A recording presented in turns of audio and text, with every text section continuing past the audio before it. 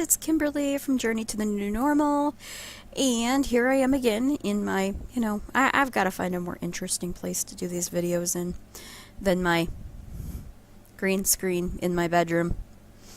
Anywho, so, I'm kind of doing things a little bit out of order from what I was planning on it, but that's okay because it'll still get done what needs to get done anyways. So this and the last two videos that I did, I'm going to upload tonight, and then I think I'm caught up.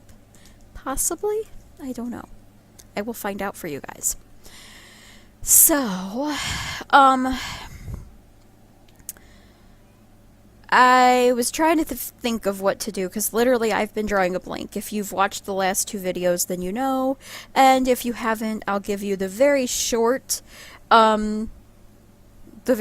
story of it, and then I'll put the links below, and you can watch the VEDA links from the last 5 or 7 days? 5 or 6 days, yeah. Anyways, so I've been exhausted because we've had a lot going on. Yesterday was a really long, drawn-out thing with having to get my kids registered for school. So I kind of don't have anything. I had ideas, but I don't have the stuff I need ready for those, so that'll be another day kind of thing. So today, I'm going to give you guys just a little bit of my backstory. For those of you who don't know me, I'm Kimberly. I blog and now vlog over at Journey to the New Normal. And it started out as being a blog that was going to be helping families of high-end special needs. Our oldest, Kira, is 6. She, at 5, was diagnosed with ADHD, and then at 6, and my nose is itching, oh dear God, like the side of it right here. At 6, she was diagnosed with autism. So it's been a long journey, because if you know anybody who has ADHD or autism, a lot of times the parents see signs very early. We have been through therapy. Gosh, she was 2 when she started therapy. So 4 years of therapy at different various places, doing different various things. We've been through occupational and speech. We're still in occupational and speech, just different places. They added physical therapy to it because there are some milestones that she's just not meeting when it comes to gross and, well, basically gross motor skills. Fine motor skills is usually done with occupational therapists, but it's just been a very long road, and we've had a lot of people.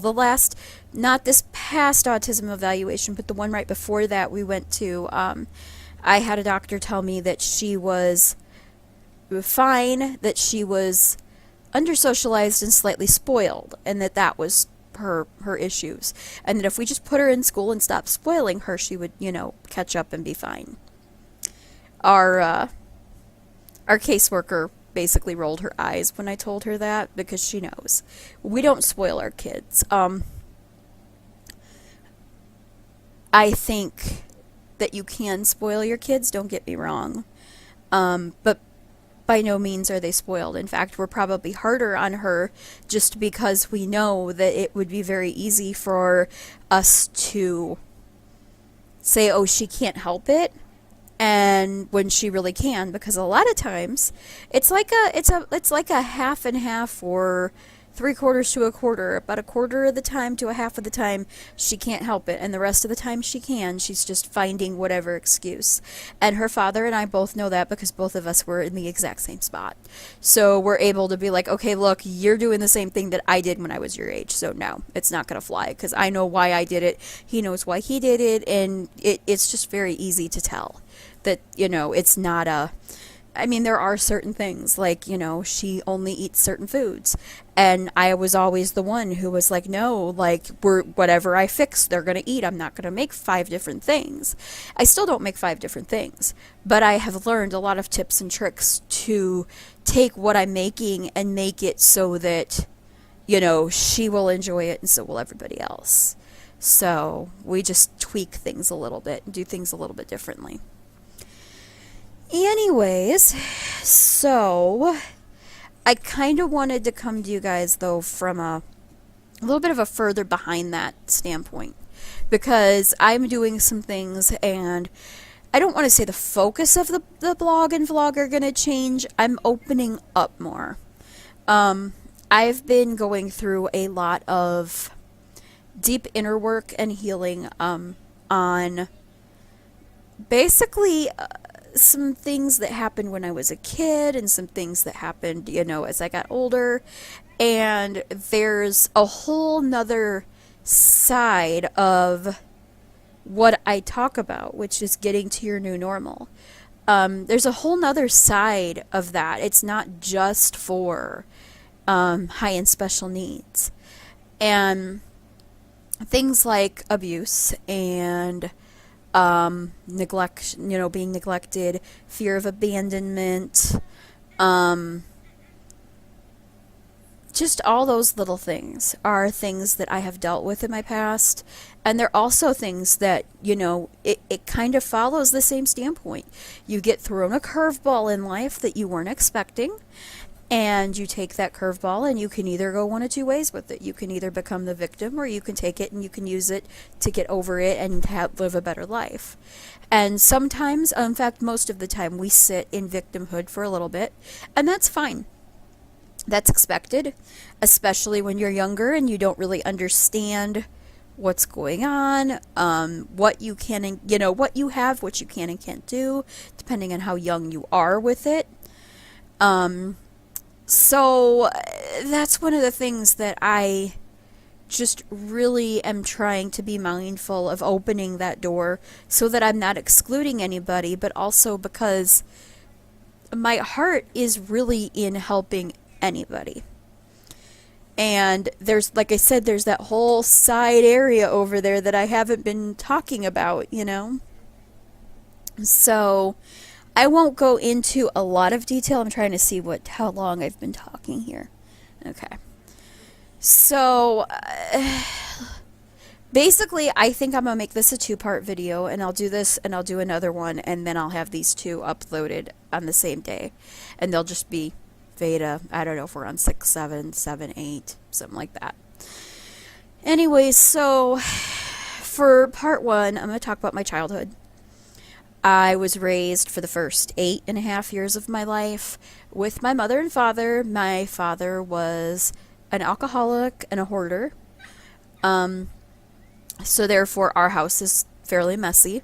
And most of the time it's something that, while I know that it's messy, it's not something that bothers me because it's something that I've been used to growing up.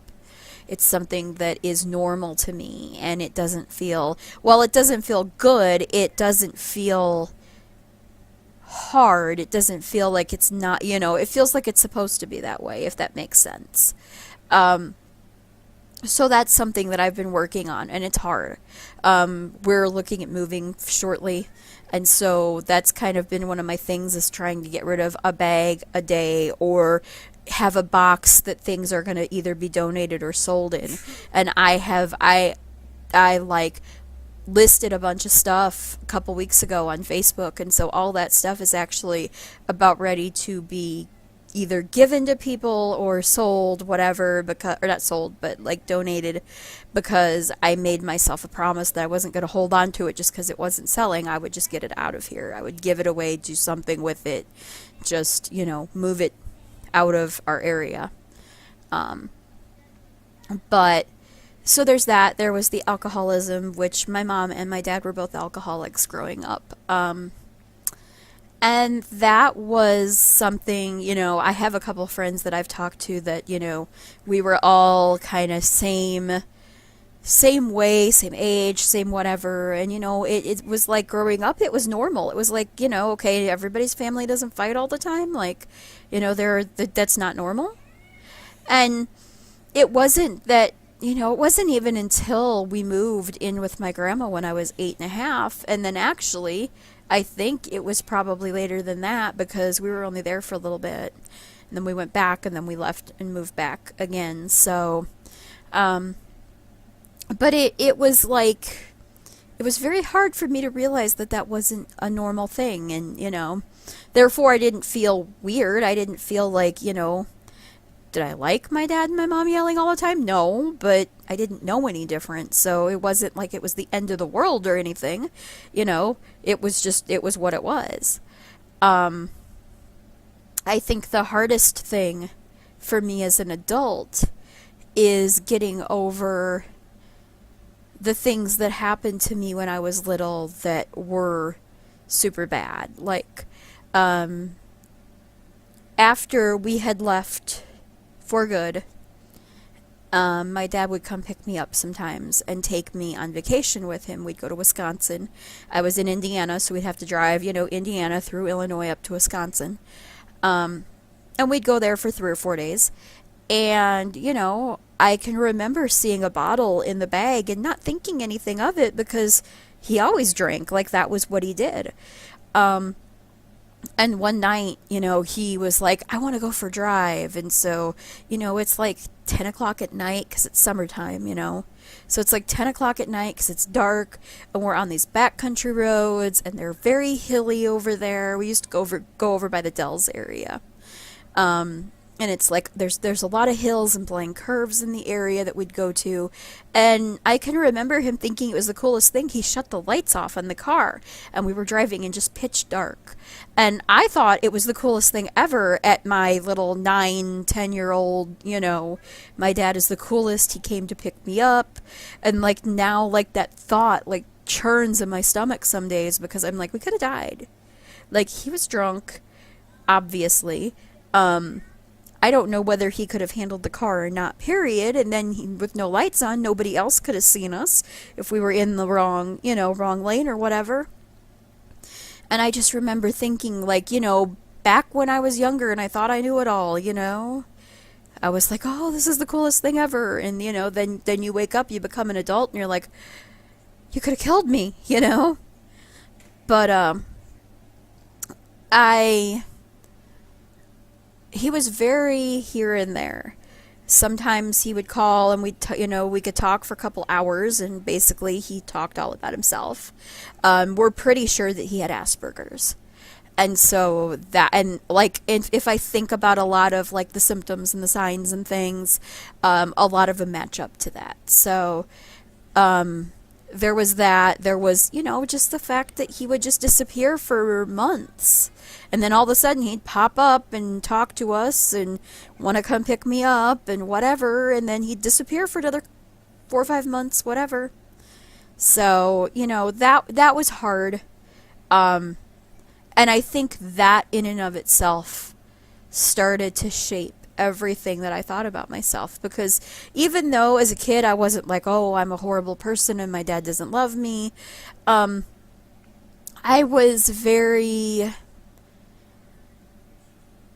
it was very hard for me to make friends, and then because of that it was very hard for me to keep friends, and then like there was a whole thing that just happened. And I think that him basically abandoning me for what it was worth, at 16 he did stop talking to me. My mom actually went ahead and got the courts involved about the child support at, I think I was about 14 or 15 when that happened. And after that, he just really never talked to me. So he was upset because he was obviously didn't have as much money then. So it's sad, but it is what it is. Let me see what time it is. Okay, I'm going to go ahead and end this part here. And you guys can watch part 2. I will link it in the description. So anyways, thank you for watching. I'm Kimberly from Journey to the New Normal. If you like this, please hit the like button, subscribe, and make sure you check out Facebook and Instagram, because I put a lot of pictures and stuff on there that you guys don't normally see otherwise. So, alrighty, I'll talk to you guys later. Bye!